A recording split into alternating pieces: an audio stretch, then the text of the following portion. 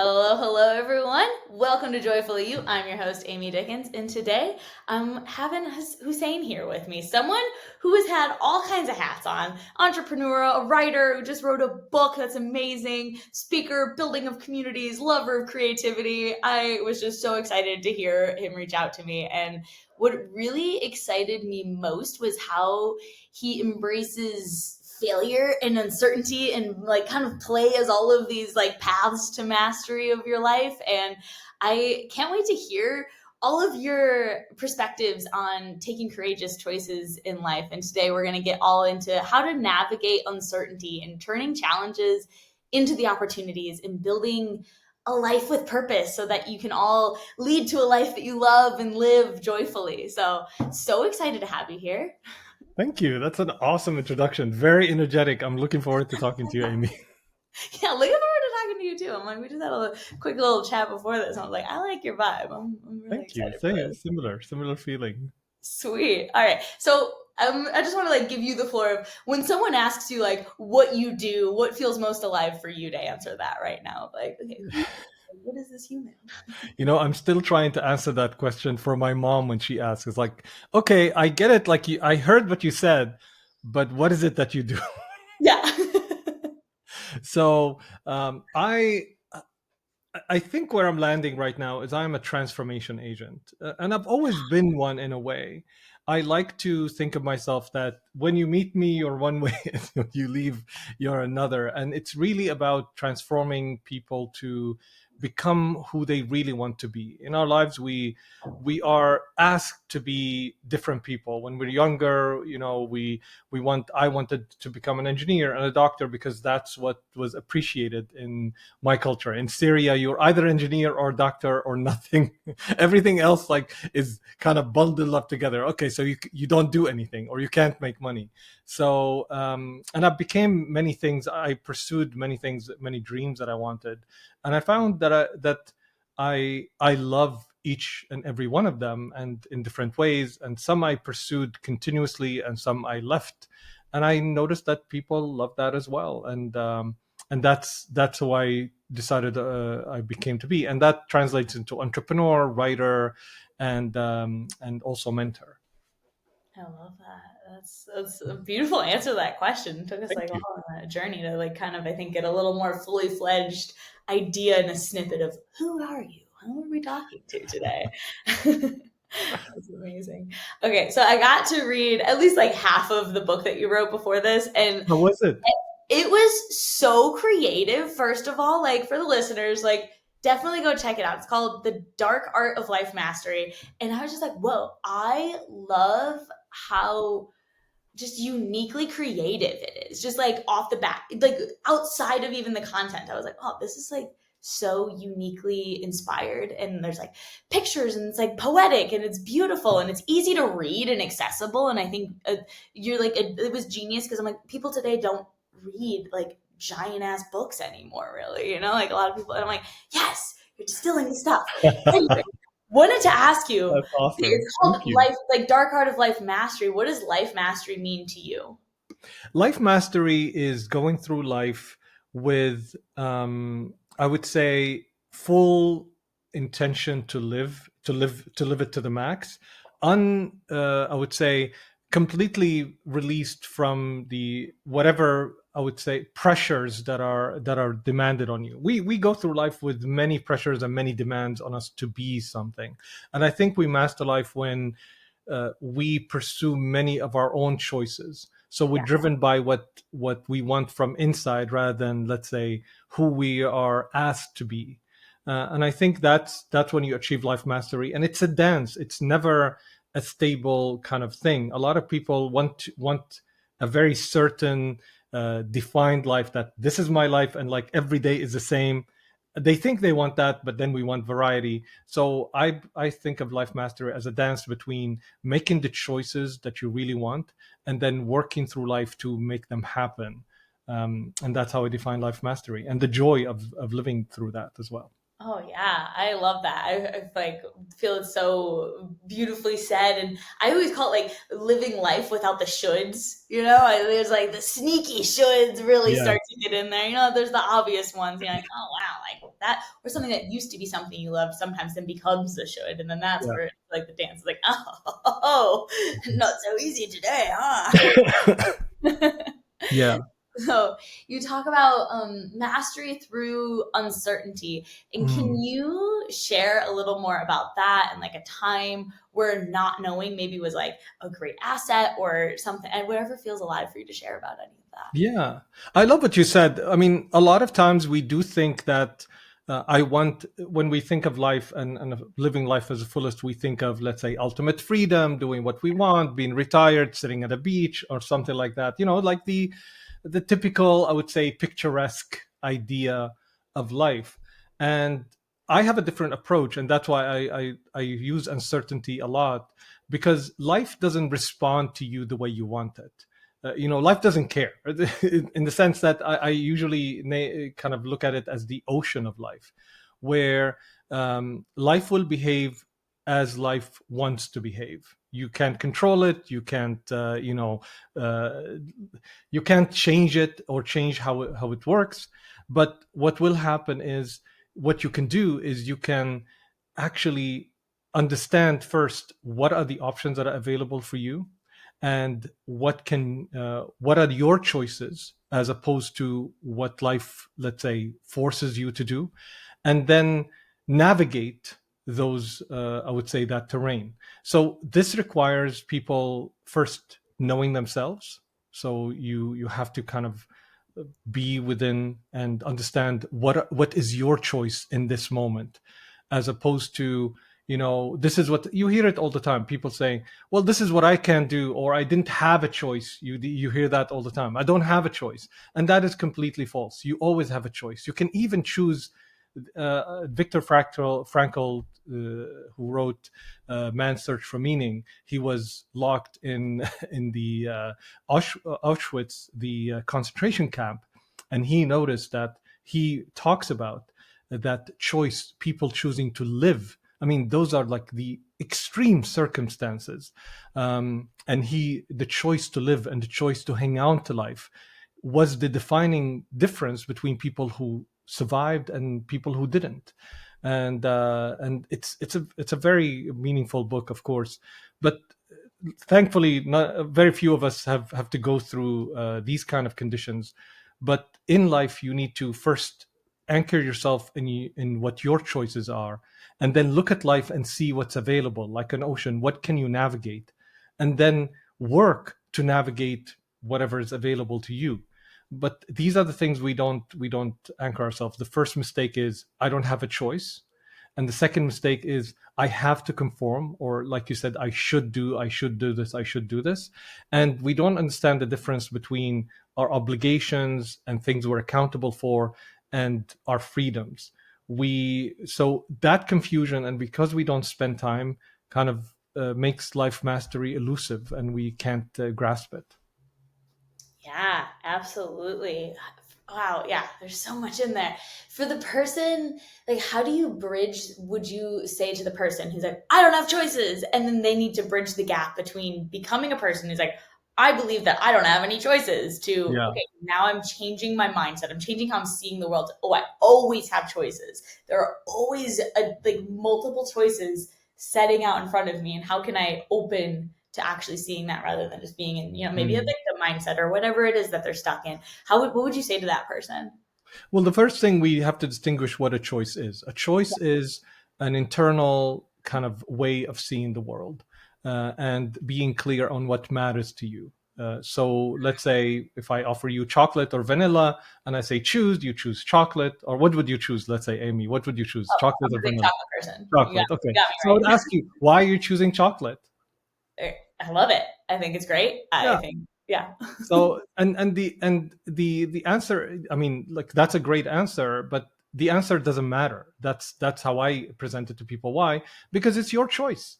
you know, choice is a very personal thing. It doesn't depend, it's not like decisions, like, things that depend on data. Or like, did you depend on data to choose chocolate? No, you tasted chocolate and you ate it, and you're like, oh, I like chocolate, so I'm gonna eat chocolate. And when you're offered again, you may choose vanilla, and then you choose strawberry. And there's no, I would say, significant impact other than how you feel uh, towards that. So the first thing is to distinguish between choices and decisions. Decisions have to do with data. For example, like, where do you want to move or where do you want to live? That's usually not a choice. That's the decision, because you have to consider how far is it from your work, the kind of environment that you want to live in, and all of that. So those are decisions and require a collecting of data and understanding what are you like, understanding the different choices that you want. So, for example, you might say, I like to walk every day because I like to walk. So that's a choice, and based on that choice, you decide where to live. So first, understanding that difference, and the other thing is to understand that just because you choose something doesn't mean life responds accordingly.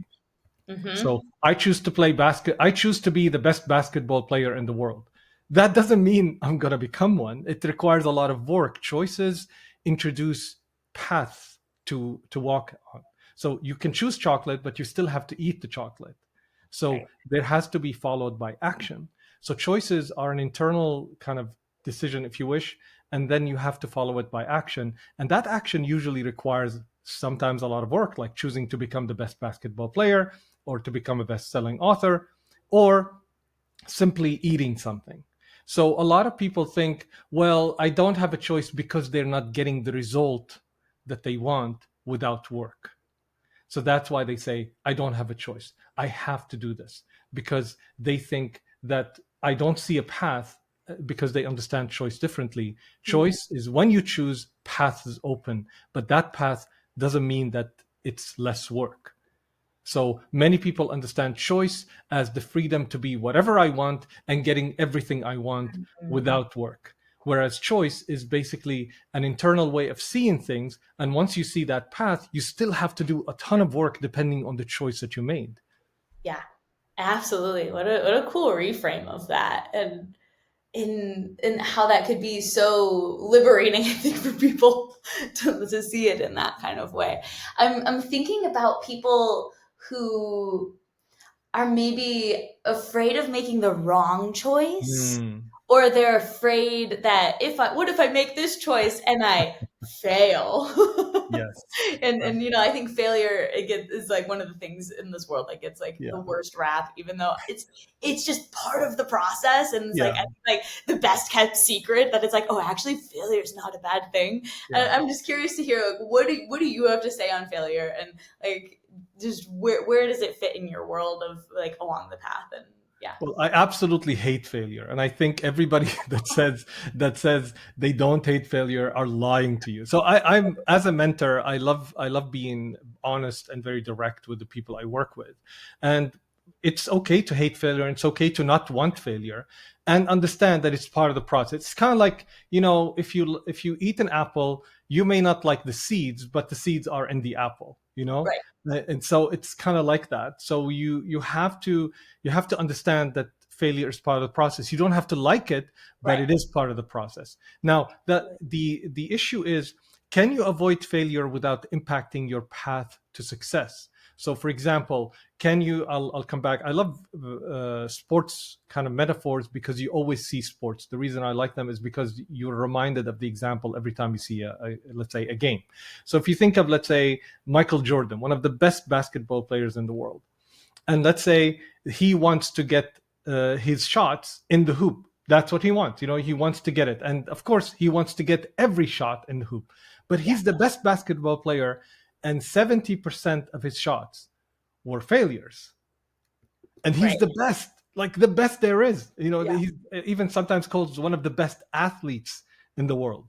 So, and if the best gets 70%, out, so the idea is, it's not that whether you like or hate failure, it's that, how can you see failure in a way that allows you to achieve success? So failure is a chance to learn so that you can achieve success, because it's going to happen anyway.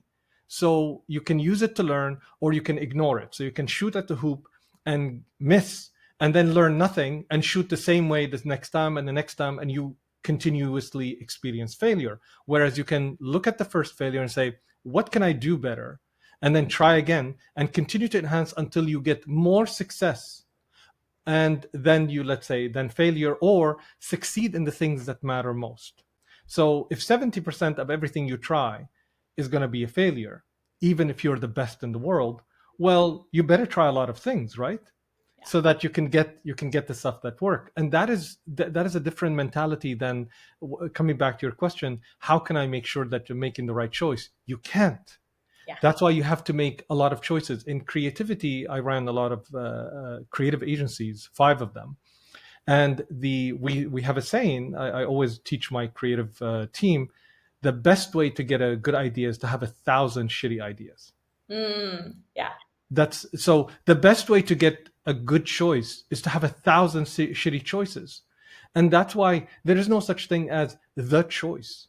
There are choices that you're making with every moment. So you better be making choices all the time. So the way I train people, as I say, let's say you're choosing for your career, instead of making the choice for a career that you're going to spend 20 years doing, what you do is you make a choice right now, and in 1 day, 2 days, you can make another choice, or in another week you can make another choice. Say, hey, I'm trying this for a week but it's not, or I'm trying this for a month or 3 months, and then you make a different choice and a different choice.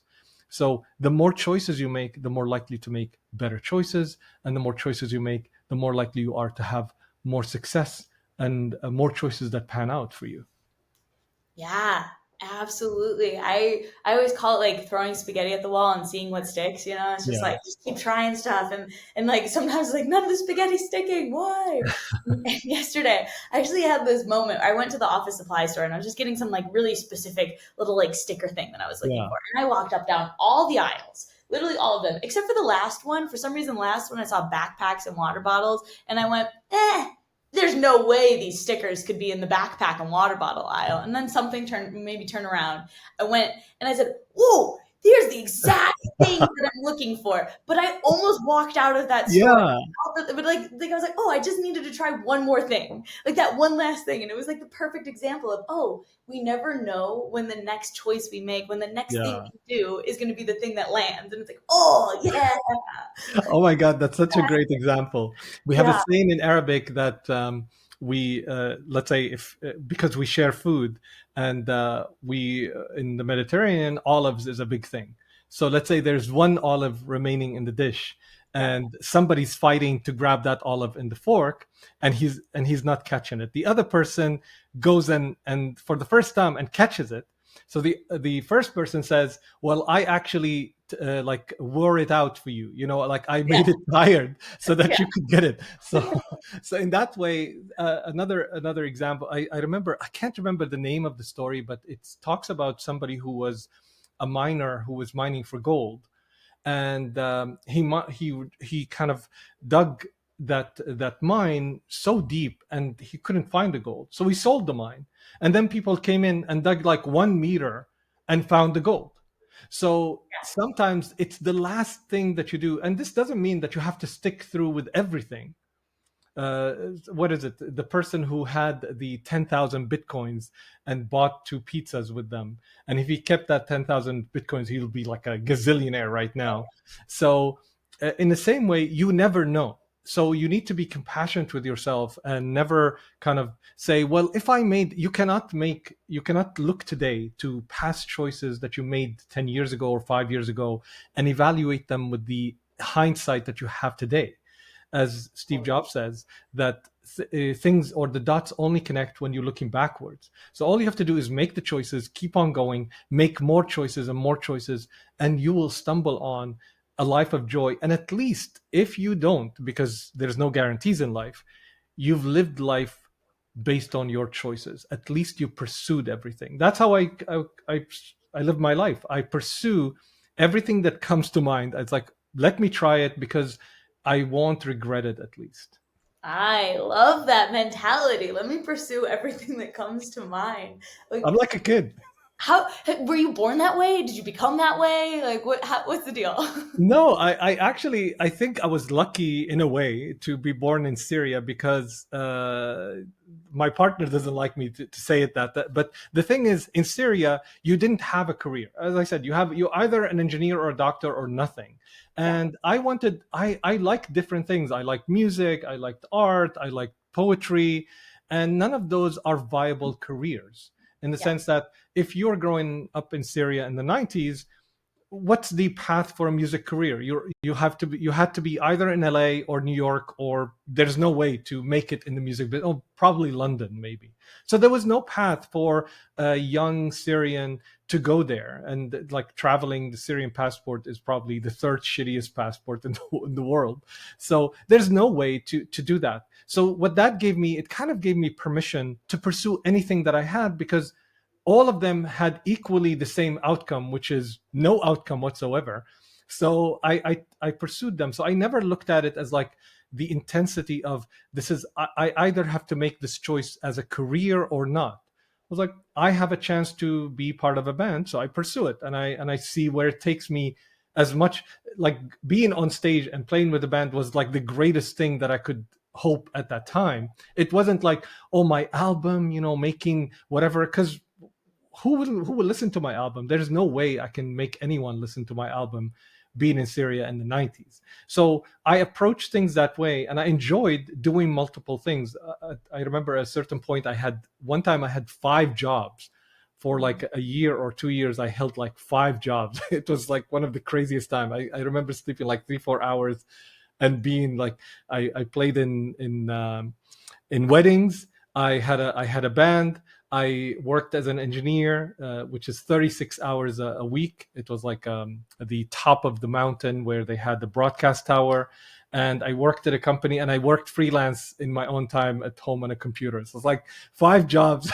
Oh, And I didn't get any sleep, but I was having so much fun, and making in Syrian money a lot of money. So that's that, incredible. I yeah, mean, and that's like, I think that's a big key to it. It's just like, okay, like, what are you enjoying what you're doing? Whether you're doing like a lot of things or like a less amount of things than 5 jobs, yeah. are you enjoying what you're doing, or is it miserable? Yeah. I think That's it's a great question to ask yourself. Like, what matters most to you at this moment? And pursuing that, and also checking in with yourself the next moment, what matters to you then? So we change and we grow as people the more we interact with the world. And it's helpful to take today. At that time, we had like 1 hour of what is it, children programming or animation, yeah, and like a few shows to watch. But now our time is completely taken with our phones and Netflix and all of that, and sometimes it's wonderful. Like, it's wonderful to be able to watch any show that I want, but also we need that time where we don't have anything to do. We're bored, and we can reflect, and we can check in with ourselves. It's like, how do I feel, and what does it matter to me, and if I had the choice, how would I kind of pursue my life, and what choices would I make? What is possible for me? Checking in with oneself. I don't think a lot of people do enough of that. I certainly don't do enough. Like, I want more time for me, more time for reflection. So I go on walks. You have sometimes to disconnect from technology, and intentionally do it. yeah. I think you hit the nail right on the head with that. With how many people feel like maybe they don't know what they want, or like in this in between space. But if you keep filling every second of your day with Yeah, news and scrolling and watching stuff or working, or like there's no chance for like, because it's often like a quiet whisper, or it's like yeah, it's not loud often, is those little things yeah, that's like, hey, this matters, do this. It's this like yeah. still quiet voice, especially if you're not used to listening to it. It's like, oh, it's very quiet in the background, and you gotta like chill out to like let the space to Yeah. come forward. It's appreciation. It's like if you're always eating, even if your best food, like we talked about, ice cream. I love ice cream, and but I know, like, sometimes when my wife brings ice cream home, and sometimes she doesn't, but sometimes she does bring like one of my favorite brands, and I'm like so eager to eat it. and it's like this big. So I would start eating it, and the first few bites are like so delicious. I'm like, Yeah. oh my god, I can't wait. It's like feed it into my blood. But then the next bunch of bites are less. And by the time I'm halfway through, even though I love this ice cream, I'm like, I Mhm. can't eat anymore, or it's not having the same impact. Yeah. So, and I can, that's not true. I can eat it, I can finish it, but it doesn't have the same kind of joy. It's the joy of the first few moments. So I taught myself, I'm used to, like, eating it until it's finished. It's like, no, let's savor it, and I'll save Mm. it until I'm hungry for it again. And I think that's how we should approach life. Like, if we have everything we want, it becomes meaningless. You need to ask yourself, where are you at, and every moment kind of move with the internal waves of how you're feeling, what you're craving, the things that matter to you. And the more you check in, the more you're in tune with what matters to you, what you're like intellectually, what you're pursuing. Like, for example, I love poetry, but sometimes, I'm craving to read an article or watch a YouTube video, so I pursue that. But then if I'm watching YouTube videos for hours, it's like it becomes boring, and I can't. They kind of merge into each other. So you need that kind of that up and down in your life, so that you can appreciate the different kind of places that you're at. Yeah, absolutely. The contrast, it seems so and challenging in certain Yeah. moments, but it really is such a gift. It's like the lowest of the lows let you like it's like if you have a cold and you're like, I can't breathe through my nose, then on like it's like, oh, this is a miracle. I can breathe Yes. through my nostrils again. And it just becomes this most like euphoric moment that normally in like Yeah. right now, I'm like, I don't think about breathing through my nose and that being a gift. But there are many days in my life where that's felt like a total like miracle on earth. Right. But without the contrast, that wouldn't even exist. So speaking of which, you have the ups and the downs of life. You savor all of these sweet moments, and we all have problems, challenges, however we want to talk it. And I also am a big person of thinking challenges are opportunities. They really are. And I'm curious what that looks like for you now when you meet a challenge in life, and how do you move from like fear or stewing in whatever kind of, I Yeah. don't know, shitstorm of challenge it could be, into making it an opportunity. Yeah, I do think that challenges kind of that it's in the name. It challenges us to rise up, to become somebody, the person that kind of meet those challenges. Yeah. And and I think at the same time that that doesn't mean that life is supposed to be a challenge. I think Yeah. that's why I love to choose my challenges. Like, we don't have to address every challenge that comes our way. So let's say it can be a challenging relationship or a challenging business that you go into. I think we should ask ourselves what matters most. Like, when I was, I think in the late 2000s, I had this vision board. And the Mm. biggest thing on that vision board is to climb Mount Everest, because for me that was like the biggest physical challenge. And to become like Anthony Robbins. I really liked his coaching at the time. I was like, that's the best coach. I have to be like Anthony Robbins. So I even took on his mannerisms when I coached and when I worked with people. I had the Mercedes SLS, the red one. Like, if I'm to be successful, I have to own that car, and if I don't own it, that's not success. So I had these things that I wanted, and of course those brought different challenges to my life, because I had to make enough money and I had to pursue. And then I remember asking myself the most important question. I write about it in the book, where what matters to me most? What is the one thing that if I don't have right now, nothing else matters? And when Mm. I asked myself that question, and I credit Brian Tracy, he's really good in his books, uh, asking certain questions that kind of challenge the way that you see the world. Um, and my answer was a resounding that I want a happy and healthy family now. And Mm. funny enough, at the time, my wife was telling me that I wasn't spending enough time with my kids, and I was always working, because obviously these are the challenges that I wanted to solve. So it meant that I'm spending most of my time working, most of my time networking. And when that it was shocking to me, the kind of the difference and the kind of the gap between what I really want and what matters most to me and how I'm living my life. Mhm. And once I started to align myself with what matters most to me, because I wanted a happy, healthy family now, not tomorrow, not the day after, and I started to spend more time with family, I really felt far much better. And these things didn't matter to me anymore. They were like things that are nice to have, but they weren't the most important to have, because I aligned myself with what's most important internally. And I don't mean, this is where I work when I work with people and mentor them. The idea is, and that's what the whole book is about, and you asked me about like the artwork, and I'll get to that in a second. But the whole point of that is to, for you, what matters to you will be different. Yeah. We sometimes say to ourselves, like, family matters more or relationship matters more, but every one of us is different, and things that matter to you are different than what matters to somebody else, and things that matter to you today are different than the person that you're going to be, and the things that matter to you in a year's time or a month time or several years time. So being in tune with that and continuously asking that question gives you answers, and then you have the choice to pursue that or not. So I still had the choice to pursue my business. I found a way to pursue my business and take care of the things that matter most to me, which gave me more alignment and more joy in life.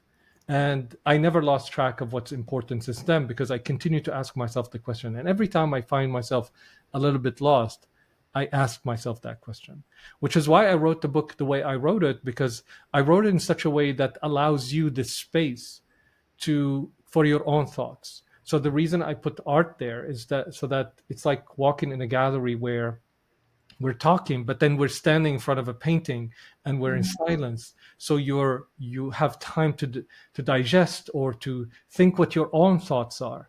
Because I like self-help books, and they taught me a lot, but a lot of them don't leave space for you. They're like more, this is what you need to do, this is what you should do, this is how the path. And that's really helpful in certain areas. But I felt that there's a place for a book where it's more like a conversation, and you can open it at any time, stop at any point, and just continue that conversation, or just be immersed in that and just be immersed with the art. And that's kind of like how I approached it. I love that. I've never like really I didn't understand that there was that much thought behind the art being in the book. And I think it's so beautiful because we do need time to process, Thank even you. if you're, speaking, say, on stage and you never pause. The audience has zero chance to, Yeah. internalize, oh, what was that like mic drop moment that they just said? Because they need a chance to internally process and Mm, integrate it for a sec before you keep like filling more things into their sphere. And yeah, that's really a beautiful genius, right? Because there is so much like interesting spaciousness of how the book is just organized. And I'm like, oh, there's like interesting intentionality or something. I'm loving hearing that that's what it was behind it. thank That's you. so cool. It's really like really cool and unique, and like also a great reminder that we get to make choices and create things. It's like it's not like this is the way books are written. Therefore, I'm going to write the book this way. Like, no, you can put whatever you want in between the two, front and back cover, basically. Yeah. Especially nowadays. Yeah, I stumbled on it because while I was reading a lot of self-help books, I was reading them when I was in Dubai and in Syria, and a lot of the things that they recommend, let's say, go join chapter X in your local, let's say, community, those things existed in the US where the writer wrote, and didn't I didn't have access to those. So that gave me like, oh, okay, so they're making a recommendation. It's a very good recommendation, but I don't have access to it. So there was a gap between what was recommended in the books and what's available to me. So it gave me a chance to search for my own way of how to implement those things. And that's kind of gave me my own style of how I implement those things. So I became it gave me a path to my mentorship when I work with entrepreneurs, because entrepreneurs work with that gap where there is no information. Most entrepreneurs are pursuing building a product or building a business where in a market that they're just kind of addressing. So there's very little information. They don't know how things will respond. So the thing I struggled with became my superpower in a way, where anybody can throw anything at me. It's like, how are we going to address this?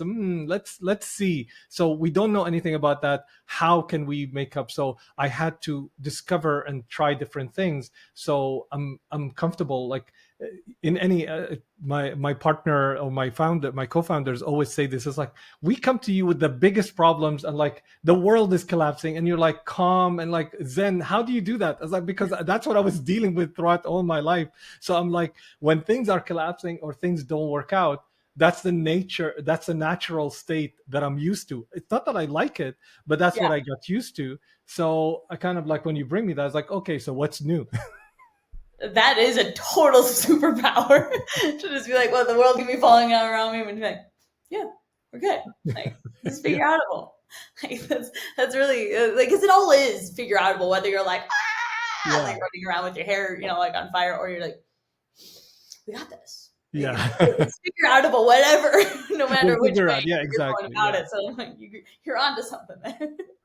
You totally are. And I'm just like really internalizing how simple but revolutionary almost it is to just really continually check in what matters most to like each individual person. I went Mm. to a college campus the other day and I was just a little like, whoa, like all of these kids are like seem really like stressed out and miserable and like not inspired about what they're spending so much money on. Yes, and, yes. and just like being like, whoa, but there's like a part of them that really wants to make a choice, I think, towards what they're like excited and inspired about, and they just have no Mm. idea what that means or looks like. And also adults too. And I think that Yeah. there's a big pull in the world to, I want to live a life that I love and that feels right for me, and Yeah. that maybe if people just literally checked in, okay, what matters most to me today, right now, and actually being honest with himself about what that is, and then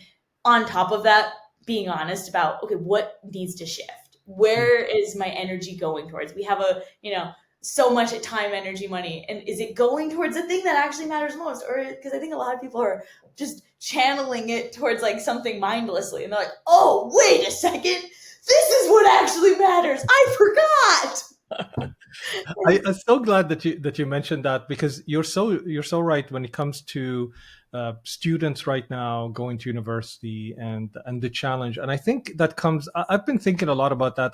I mentor a lot of either early graduates or people that are studying, and they definitely have a worry about how they're going to pursue life, like Mhm. what's available, all of this. And I think. Uh, I'm still figuring this out, but I think the biggest problem that we have is that we bought into a promise.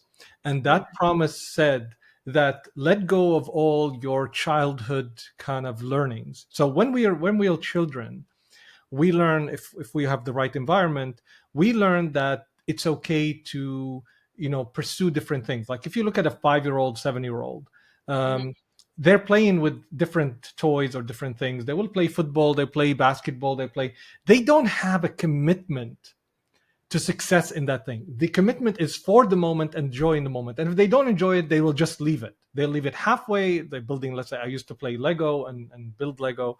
So I'll be building like halfway through or not according to the catalog, and I don't care. Yeah. And I'm still having tons of fun, because fun is on my own terms, not on the terms that are available. But then we go into school, and not to say anything, I love education and I think it's very important, but I think there's nothing wrong with education. There's something wrong with the promise of education. We say Mm. leave all of that, leave all of the things that bring you joy, art, culture, music, leave all of that shit, and commit to the things that will give you a career, the things that Mm. will guarantee you a life and a possibility to earn, which is, and then for several years we plant that in your head to the point that by the time you're 15 or 16, you're stressed about a job. Now imagine a 15 or 16-year-old stressed about a job, like what would be my job, what career choice would I take? And you're making that choice based on information that was given to you, that was made up like a half a century ago, if not a century ago, which is that your decision right now will govern your life for 20 years, which is not true. Yeah. Anybody who knows anything right now knows that most of the time people change careers every 2 years, even. That is, if by the time you graduate, there is a career. Right now jobs are like disappearing like nobody's business. So Totally. you buy into that promise, and then you go out to the world and it's like, where's that promise? I spent money, time, energy away from everything that makes me human, away from my desires and talents and stuff like that. Because we don't tell people that, be a musician and your life is set. But if you look at who are the people that are making the most money right now? Taylor Swift, you know, her every concert is such a big business. I always like her every concert is $1 billion business that cities beg her to come to them. Mm-hmm. And she got engaged to Travis Kelsey, I think his name. Yeah, something like that. Yeah. So he's a football player. Like none of them are making their career based on, let's say, their college education or their schooling. Not to say that those are not important, but the promise is faulty. So that is the biggest challenge: is what we're promising our kids, and they're seeing a mismatch between. It's kind of like if a company sold you a brand and you paid the money for it, and then you pick up and they told you, hey, this ice cream is going to taste well. These brands, some of them are healthy brands. I was like, listen, you're going to eat this ice cream, no calories, and it's going to be full with protein, and it's going to be tastier than the other ice cream. And then you taste it, it's like, this tastes like Yeah, totally. I was like, no, that's not. It's like, no, it comes. So what does that mean? Life has risk. And what we said to kids, if you study in school and go to university, you reduce that risk. And that is a lie.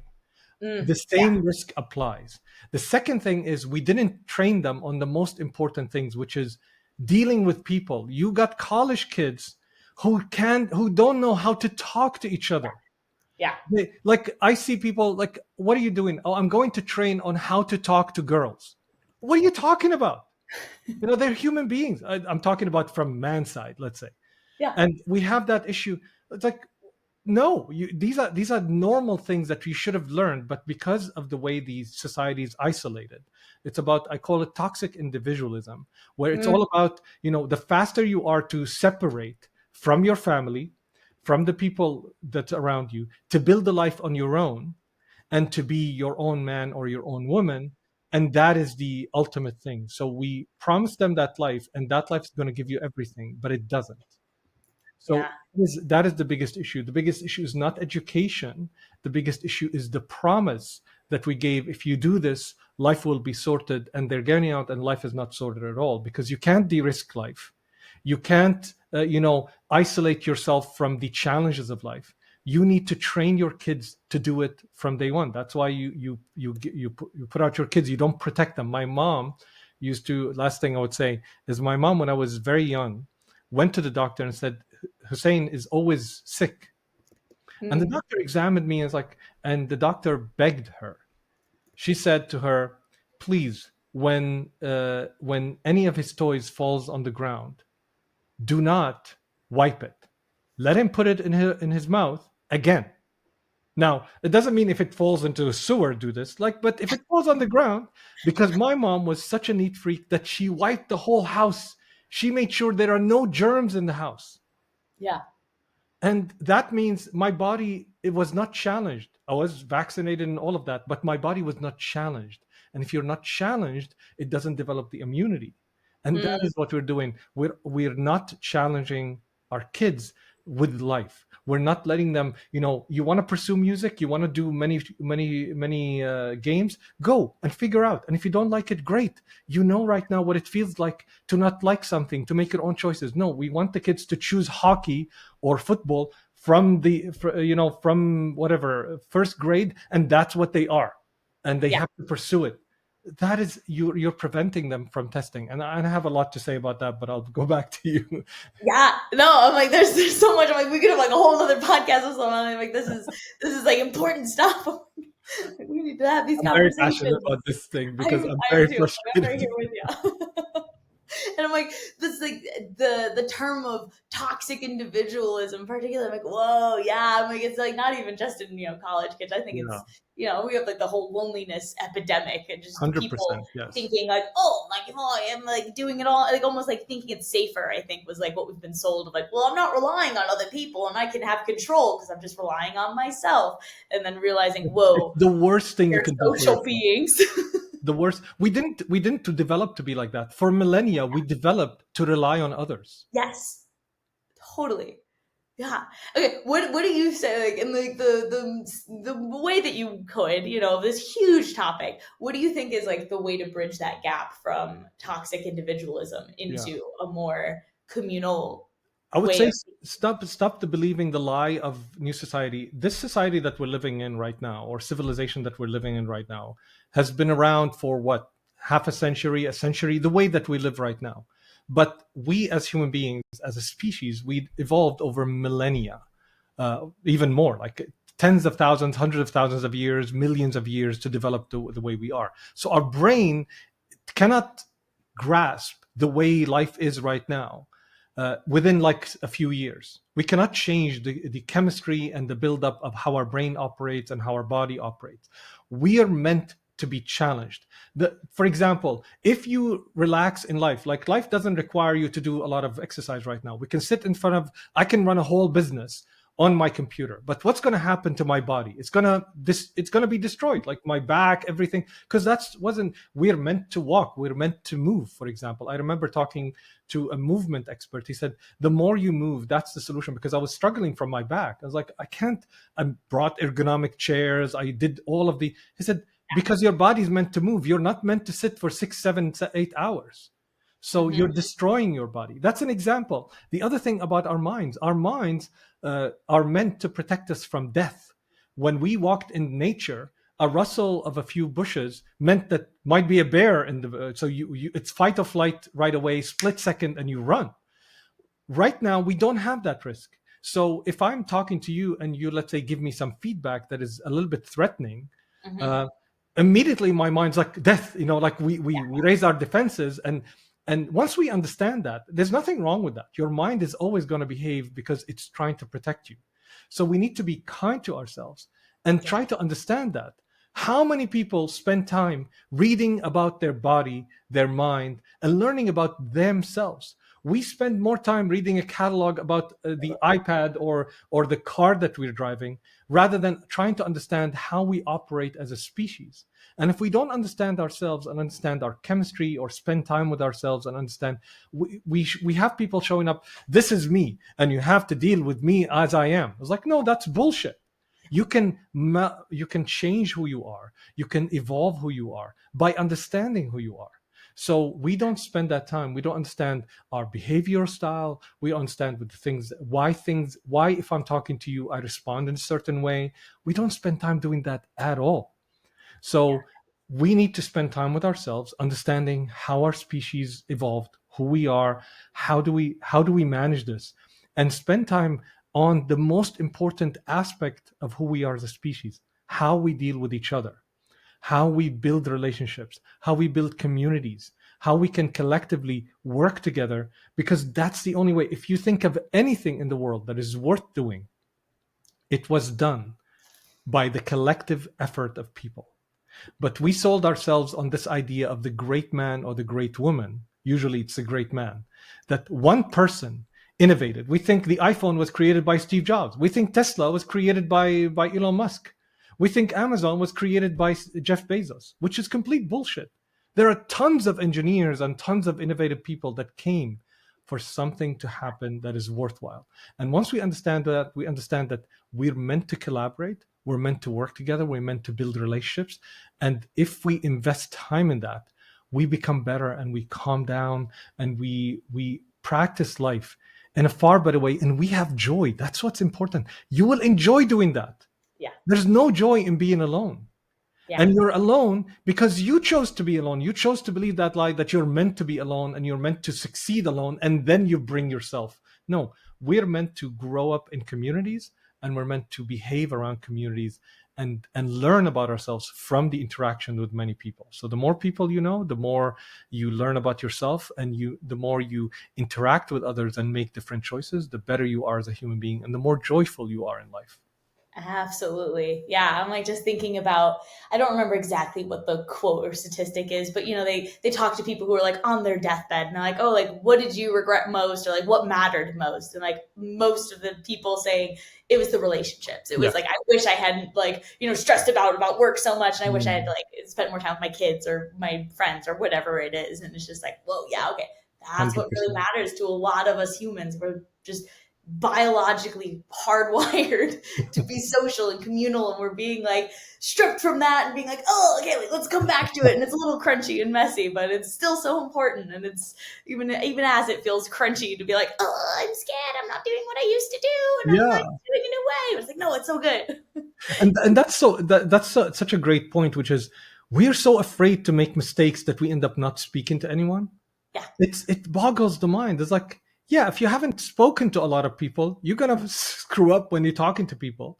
But guess what? You can choose to fix it up. Like, hey, you know what? Let's start over. I love this when they say that in the movies. It's like, oh, okay, let's start over. Maybe like, I put my foot in my mouth, and I'm still learning. But we're so afraid to do that. We want to get it right on the first attempt that we don't attempt at all. Yeah.